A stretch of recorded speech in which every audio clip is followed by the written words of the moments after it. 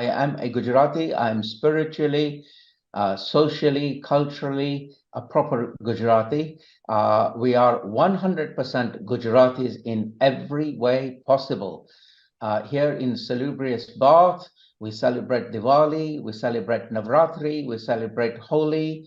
We do everything we can to keep our very rich, very colorful, very deep culture going.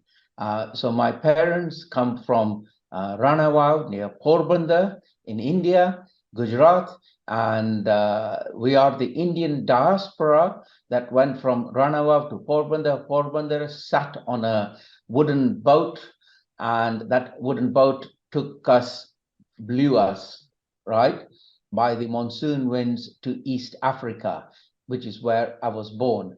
And it is truly amazing. I think about it and I think, my God, my grandparents had so much courage to sit on a wooden boat and be blown by the monsoon winds. So if the monsoon winds failed, they would sink or die at sea.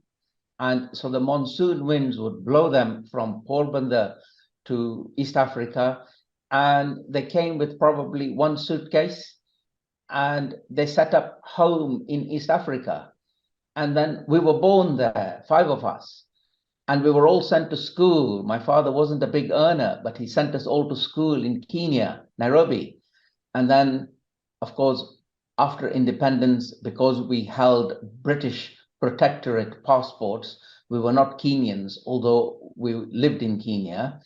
The only place was to go to the country whose passports we held. And the passports we held were British protectorate passports.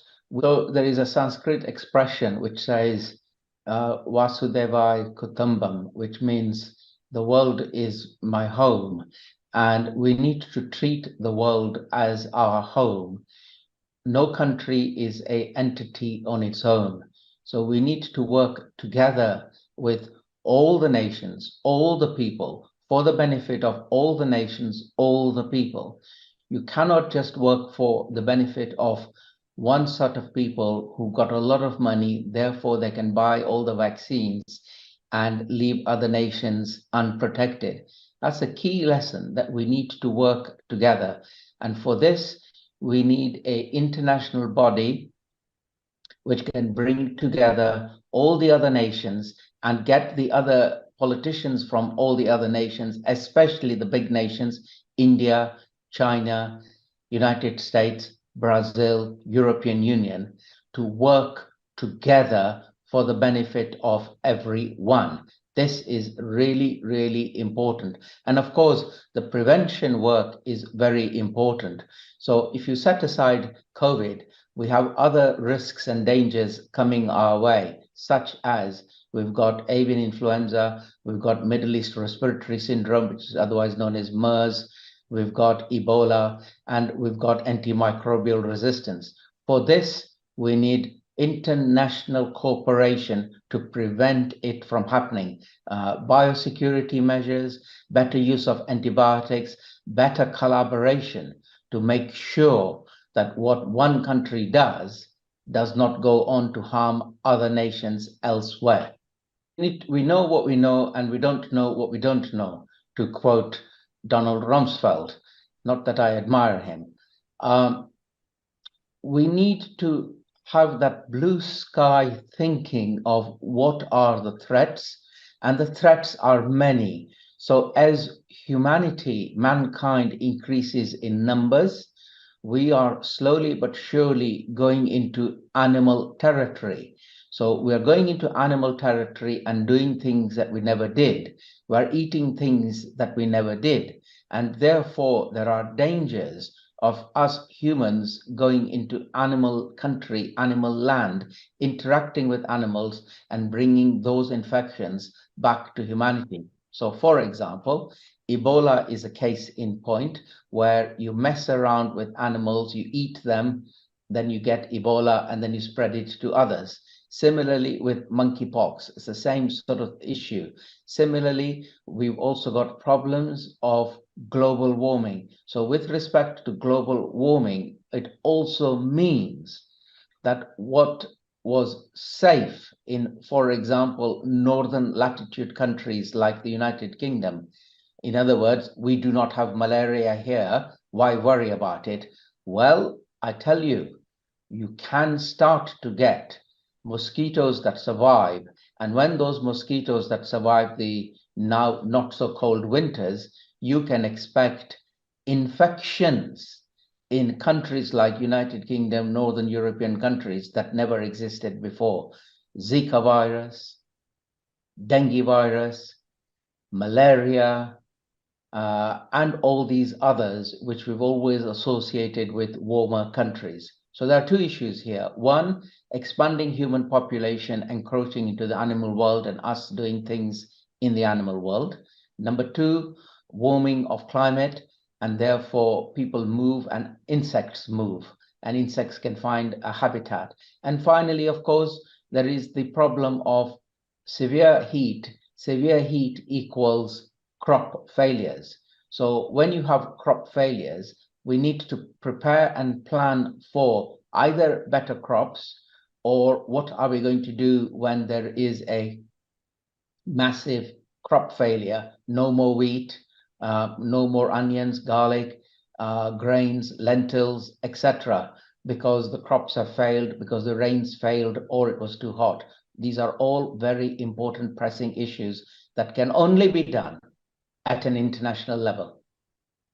Housing is very expensive in Bath, and we need to build more houses. Similarly, our hands are tied in that Bath and Northeast Somerset Council do not run, for example, the buses. The buses are run by a combined West of England authority, and therefore we need to influence the mayor of the combined West of England authority that we must keep buses running. Long term, we need a better solution to public transport, and I wish to contribute to it. Similarly, with global warming and climate change, something that I have a lot of expertise and knowledge in, I wish to take part in the greening of our Bath and Northeast Somerset. We need to plant trees to cool the streets, to cool the city streets, and to create a better environment for the high temperatures that we expect. And of course, you can lead by example. What you do in a World Heritage city, and if you do it successfully, others will copy and follow. So we have a ripple effect as well, which is do something right, do something for the benefit of many, and other cities will also copy your great example and follow suit. So these are ripple effect interventions that I would look forward to implementing in the years to come. My main message is never give up. Never underestimate yourselves. We're all born equal. And my life journey has always been about people telling me, you can't do this, you are no good, you are only a son of a motor mechanic. And here I am, having disproved it, but it's taken a long time, a long, long journey. So my message is very simple. Never give up. Do your best and avail yourself of opportunities so that your life will also be fulfilled. And when your life is to its full potential, it will also be good health, wealth, well-being for you, your family, your children, and your next generation. So never give up. Just try and keep looking and keep trying, but never give up.